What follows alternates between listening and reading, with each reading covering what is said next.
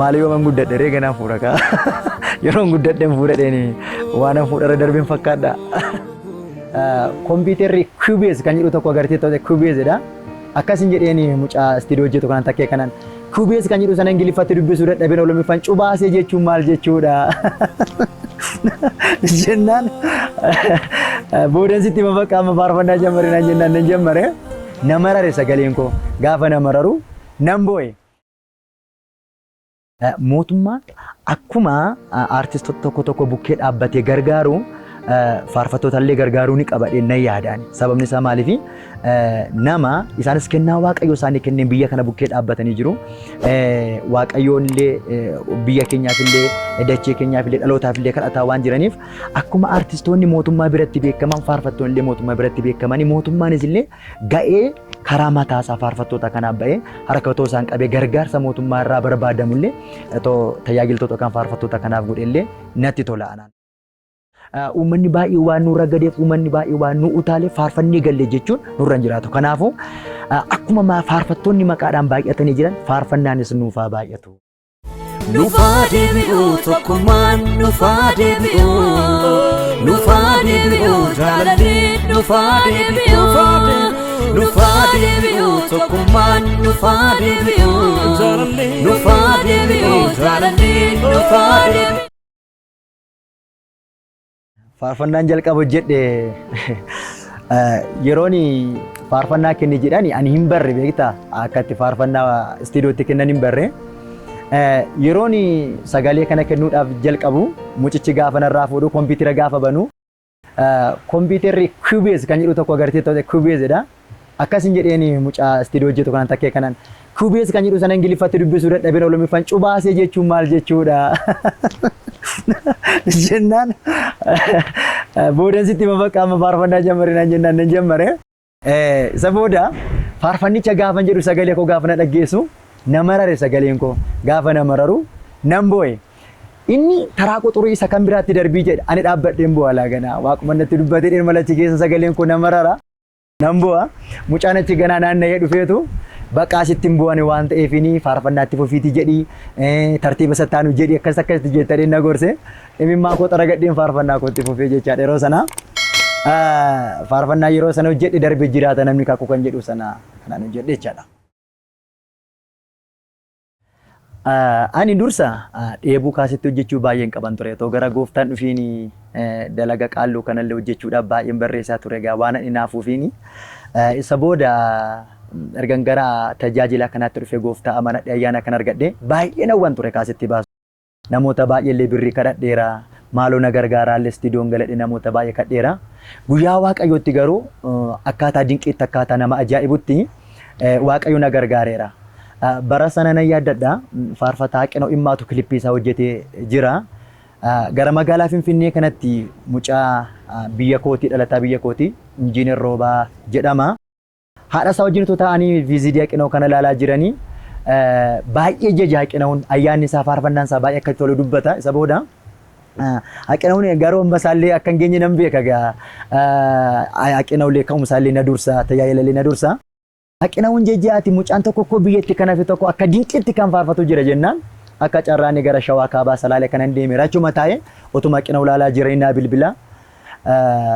Ani Injiinar Roobaan jedhama maaliif faarfannaan hojjettonnaan faarfannaa qaba garuu rakkinni koonni guddaan maallaqa waan hin qabne malee hojjechuu nan barbaada jennaan amma eessa jirtannaan gara Shawaa Kaabaan jira konferensii irra gara Salaalee jennaan asumarraan gaafa galtuu as kun jiraadha waan ta'eef na dubbisi naa bilbiluma kanarratti naan jedhee nan bilbilee fi na fudhatee galee waaqayyo isaa eebbisu gatii guddaa natti baasee maannaa istiidiyoo nagashee albeema koo lakkoo tokkoffaa bareechi akka dinqiitti obboleessa koo achumaallee galateeffachuu kan barbaadu takkee margaa hojjete lakkoofsa koo tokkoffaa albeema isaanii waaqayyo isaa eebbisu akkaataa kanaan waaqayyo nama naa kenne akkaataa dinqiitti waaqayyo albeema tokkoffaa kan hojjedhu illee godhee jechuudha waaqayyo. Gaaffii bareedaa na gaafatte weelli isaanii waan isa keessa jiru weellisa. Fakkeenyaaf waa'ee maalii weellisa? Weellisaan tokko jettee waa'ee dacheetii, waa'ee biyya tokkooti, waa'ee kutaa tokkooti, waa'ee nama tokkoo weellisa. Kana yeroo jennu siyaasa tokkoof yookaan immoo paartii tokkoof yookaan immoo lammii tokkoof weellisuu ni danda'a. Qomoo isaa weellisuu ni danda'a. Kana gaafa weellisu akka midhee weellisa. akkaataa ittiin keessa isaa jiru waanuma inni keessa isaa isa dubbachiisu barbaade sana dubbachuutii hin danda'a jechuu barbaadeen. Faarfataan tokkos waa'ee biyyaatiif faarfachuu hin danda'a. Waa'ee nageenyaaf faarfachuu hin danda'a. Fakkeenyaaf nuyi akka weellisaa tokko yookaan immoo akka aartii tokko biyya addaan qoonne yookaan immoo qomoo abaluuti kun qomoo abaluuti kan jedhu faarfannaa keenya keessa hin jiru. Jira yoo ta'e kun dogoggora guddaa. Nuyi qomoo wal dhabelloo jiraate faarfannaa keenya yaa Waaqayyo walitti nuu fidi.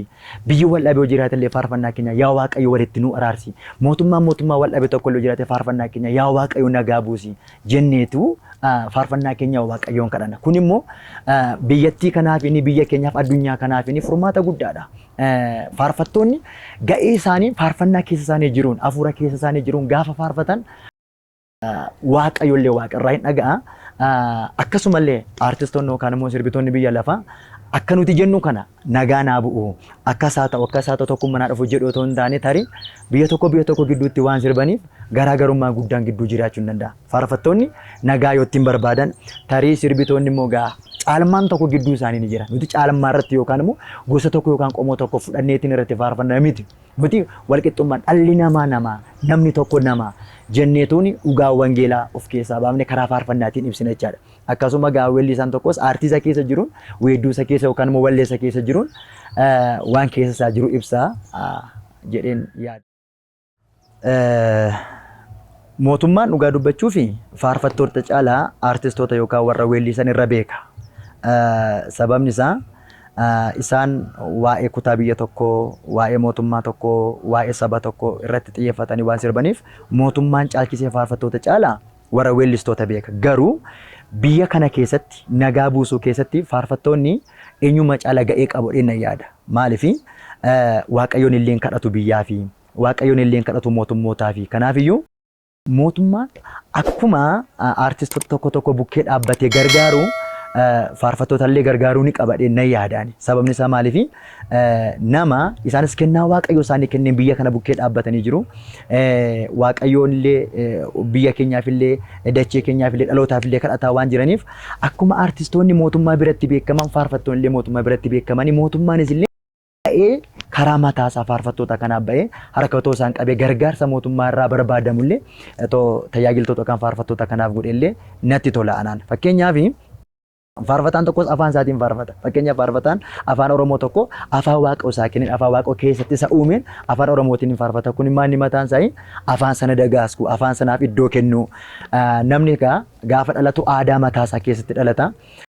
Namni aadaa mataa isaatiin gaafa Waaqayyoon faarfatu, aadaa mataa isaatiin gaafa Waaqayyoon eebbisu, Waaqayyoon waaqeffatu waan baay'ee namatti toluu fi waan baay'ee miidhagaadha. Kanaafiyyuu mootummaallee gara fuulduraafiin akkuma weellistoota bira dhaabbatee weellistoota gargaaru tajaajiltoota faarfattootaa kanallee gargaaree akka isaanis qixa isaaniitti gita isaaniitti hojii gurguddaa hojjetan biyya kanaaf ga'ee keessaa qabu waan ta'eef faarfattoonnis mootummaan gargaaruu qaba jedhee tanan yaada kobsuu barbaada. Yeroo baay'ee faarfattoonni afaan Oromiffaa kanaan faarfatanii dhiibbaa gurguddaan akka isaan irra jiru nan hubadha. Sababni isaanis keessa jira waan ta'eef jechuudha. Kana gaafan jedhu ilaalcha gadi bu'aa waan walii qabnuufiin anan irraanfanne keessaati yeroo konfireensii deemnu faarfattoonni baay'een isaanii paastariyoota yookaan immoo qeessota wajjin gaafa deemanii akka tajaajilaa tokkotti yookaan immoo akka waan ayyaanni Waaqoo isaan irra jirutti waamamanii dhaqanii tokkotti iyyuu inni ilaalamani. Fakkeenyaaf ani naannoo bara 2004-2005 keessa kanan irraanfanne tiraanspoortiidhumallee gaafa nu gaggeessanii yoo wangeelaawiidhaaf yookaan immoo tajaajila wangeelaatiif 500 kennanii faarfataadhaaf illee 250 akka kennan. Sababni isaa inni sun wangeela lallabe inni kun dhaabbatee faarfate waan ta'eef baay'uma hin dadhabne baay'uma dhamaane waan ta'eef gatiin tajaajiltoonni argatan xiqqaachuu qaba jedhanii ilaalcha akkasii waan qabaniif tajaajiltoota afaan Oromiffaan faarfatan kanarraallee dadhabbiin hin jira. Kanaaf dhaloonni kun faarfattoonni kun uffanni isaan barbaachisaa, nyaanni isaan barbaachisaa, nama dura waan dhaabbataniif akka nama tokkotti ulaagaan nama tokkoof guutuu qabu isaaniif guutuu waan qabuuf faarfattoonni afaan Oromootiin faarfatan kun immoo waldaan kiristaanaallee ilaalcha gaarii fi iddoo gaarii waan isaaniif hin qabneef hir'ina baay'eellee ni qabu. Gaafa hir'ina kana argan immoo namadha waan ta'aniif eenyummaan isaanii gaaffii isaan gaafachuuti hin danda'a. Gaafa gaaffii isaan gaafatu eenyummaan isaanii Otoon akkana godhee, otoon kanaatti akkas ta'e, otoon akkas ta'e tuma jedhanii eenyummaa gaaffii isaanii isaan gaafatu deebisuuf jecha rakkinoolee adda addaa keessallee galuu barbaadu jechaadha. Namni balleessaa faarfataan afaan Oromoo hojjete tokko arguu malee maal rakkatee godhe, maaltu itti hir'ate, maal hir'inni isaa, maal qaawwaan isaa jedhee namni dhaabbatee isa gaafatee isa gargaaru harka isaa qabu jiru. Garuu faarfataan afaan Oromoo faatiin faaroo tokko gaafa rakkina keessa seenu, gaafa balleessa tokko gargaaru harki isa irratti dubbatu, afaan isa irratti dubbatu baay'eedha jechuudha. Garuu dursanii faarfataa kana bira maaltu isaan barbaachisaa akkami jedhanii dhugaa dubbachuu fi faarfattoonni baay'een irra mana kiraallee kafaluu kan hin dandeenye, bakka jireenyuma isaanii fooyyeffatanii jiraachuu kan hin dandeenye baay'een isaanii ni jiru. Yeroo baay'ee haasan akka jedhamu tokko ni jira. Faarfattoonni hin hojjetanii, faarfattoonni faarfannaa isaanii irraan kana fedhu. Hojiin faarfannaa caalee jiran ittiin fakkaatu. Isni caalu faarfannaadha waan ta'eef faarfannaa kanaaf kadhatamuu ni jira. Faarfannaa kanaaf macaafa dubbisuun ni jira. Faarfannaa kana furuudhaaf giddu galeessi keenya kadhannaadha waan ta'eef faarfannaa kana kadhannu malee hin argannu waan ta'eef fuula Waaqayyoo turuun ni jira. Kanaaf immoo hojiin faarfannaa caalee natti argamu waan hin jirreef anaaf otoo faarfattoota afaan Oromootiin faarfatan kana biratti gargaarsi ta'ee fi waldaan kiristaanaa gargaarte namoonni qabeenya qaban gargaaran jabaadhatoo jedhanii haamileen faarfattoota afaan Oromootiin faarfatan otoo ol ka'ee dhaabate natti tola. Miidhaa malee ni qabu jechuu barbaadeen faarfattoonni afaan Oromootiin faarfatan. Maaliif waan guddadhe reeganaan fuudha kaa yeroo guddadheen fuudhadheen waan fuudharra darbeen fakkaadha. Nan qaqqabadheen man taa'e yeroo baay'ee fuudhuu yaadeera garuu fuudhuu hin dandeenye ittuma deemamu nan fuudhadheen immoo yaadamamoo jira. Waaqayyo sana milkeessaa ilma fuudhamu. Ani akka kootti ergaa keessa koo jiru isa dhumaatii wanti dubbachuu barbaadu faarfattoota akka koof dhaamsa wayiin dhaama. Bara kana faarfattoonni baay'een jiru malee faarfannaan hin jiru. Faarfannaa jechuun sirba jechuuti miti. Faarfannaa jechuun miira eenyummaa keessa keenya kan ittiin ibsannu jechuuti miti. Anaaf faarfannaan hiika guddaatii qaba. Har'a gaafateen ilaallu waggaa kurnanarraa fi har'a garaagarummaan faarfannaa guddaatu jira. Maaliifini faarfannaan waggaa kurnanarraa faarfatamuu fi faarfannaan har'a faarfatamu laphee namoota amantoota biratti illee garaagarummaa ni qaba.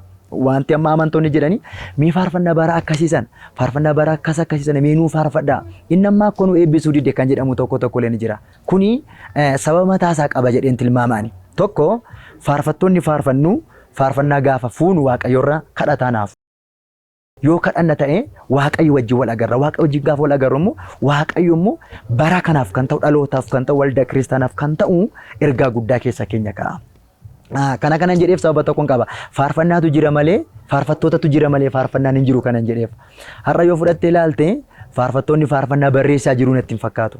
Faarfannaa nama tokko asuma achii ishee argatte ta'a taanaan konfireensii deemta.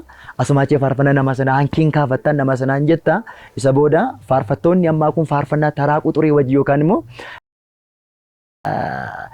gajjallaa isaatti tartiiba isaa naqanii waan ittiin faarfatan natti hin fakkaatu. Sababni isaa maaliifi bakka yaanni keenya konfireensii dhaqnee utaalchisnee galuu awwaarri ka'ee galuu kana yaanna waan ta'eefini hubachiisuu nutti hir'ata waan ta'eef faarfattoonni akka koo gadi teenyee jilbeeffannee macaafa qulqulluu dubbisnee itti qophoofne faarfannaa Waaqayyoorraa waldaa kiristaanaatiif fuudhuu qabna jedheen faarfattootaaf dhaamsa dhaama. Kana kanan jedhuufi yeroo darbe gara Arsii bahaa kana gara Boqojjiin deema. Gaafa deemu makiina keessatti nama wayitu na arge. Gaafa na argu egaa namni gaafa wal bira taa'u haasa'a otuma haasofnu eessa dhaqxanaan jennaan konfereensiin deemaan jedheen. Abbee sirbuu dhaqxamoo faarfachuu dhaqxanaan jedhe. Kun anaaf ergaa guddaa ta'e natti dhagahameera. Maaliif akkas jettan jennaan faarfannaan bara kana baay'een isaa sirbaadha malee faarfannaa miti jedhe. Maal jechuu barbaadan jennaan fakkeenyi gurguddaa tokko waa baay'ee fudhatee haasa'ee natti himeera. Faarfatamuu kan qabu Waaqayyo. Dubbatamuu kan qabu Waaqayyo. Faarfannaan keenya saba dura dhaabbannee faarfannuu sanaa fi Waaqayyo walitti fiduu Waaqayyo walitti agarsiisuuti ni qaba. Kanaaf uummanni baay'ee waan nurra gadeef uummanni baay'ee waan nu utaaleef faarfannee galle jechuun nurra hin jiraatu. Kanaafuu akkuma faarfattoonni maqaadhaan baay'atanii jiran faarfannaanis nuufaa baay'atu. Faarfannaanis nuufaa heddummatu. Waaqayyoorraa faarfannaa haa fuunu. Waaqayyoorraa faarfannaa haa finnu. Giddu galeessi faarfannaa keenya immoo Kiristoosiin haa ta'u. Mul'isuu caalatti Waaqayyoon mul'isuudha. Ammas irra deebi'ee waa yaaddadhe jecha Eeliyaas Gaabulaa yeroo tokko jedhe amma koo kan barbaachisu faarfannaa otoo hin taane sagaleedha jedhe. Har'a koo abalu sagalee akkamii qabaani baay'ee kana jibbeen mitane Waaqayyo haa galatu faarfattoonni amma si'a kana ka'anii jiranii sagalee babbareedaa qabu baay'ee illee namatti tola akkaataa isaan isteejii irra dhaabbatanii namatti tola garuu Sagaleetu caala malee faarfannaan caalaa hin jiru bara kana. Namoonni baay'een sagalee barbaadu malee faarfannaan barbaadan. Kanaaf TV Araaraa dheengadda toon laaluuti faarfataan namni durii namni baay'ee jaalladhu Girmaa Qaxxisee kan jedhu tokko natti yaadatama. Mucayyoon gaafii isa gaafattu maal jettiini maaliif sagantaan baatan jennaan faarfannaa dhabeen mana taa'aa otoo hin taane sagalee dhabeen mana taa'aa jira. Faarfannaa hedduun qaba. Faarfannaan kun akkuma argamu ijoollee amma ka'an kanatu ka'ee ittiin faarfataa jira. Ittiin beekamaa jira. Ani garuu sagalee kirkiruu waan hin qabneef sagalee bareedaa waan hin qabneef otoo faarfannaa qabu manatti hafee jira jedhani. Kanaaf waldaan kiristaanaa irra kan barbaaddu sagaleedha. Nu immoo fedha waldaa kiristaanaa tajaajila otoo hin taane fedha waaqayyoo tajaajiluu qabna. Kanaaf ergaa koo xumuraatiin kanan jedhu faarfattoonni akka koo anallee dabalate wanti gochuu qabnu giddu galeessi keenya faarfannaan keenya Kiristoosin haa ilaallatu, saba hundaa haa ilaallatu, nagaa haa ilaallatu, Kiristoos Iyesuus fayyisaa akka ta'e haa ilaallatu. Akkuma amma faarfannaan sirba ta'e jedhan kana faarfannaan sirbarraa dhufe faarfannaa ta'eera nuunaa jedhanii. Yeroo baay'ee kan nuun jedhamu faarfattoonni aartistoota irraatii hatuu nuun jechaate jiru. Dhugaa dubbachuuf nurraa hatamuu qaba malee hatuullee hin qabnuti namarraa. Istaayilii sirbaallee hatuu caalaa ofuma taane yoo faarfanne Kiristoos fakkaannee faarfanne jedha wanti keessa koo tafe jedhe yaadu kanuma ture Waaqayyo sinaa eebbisu.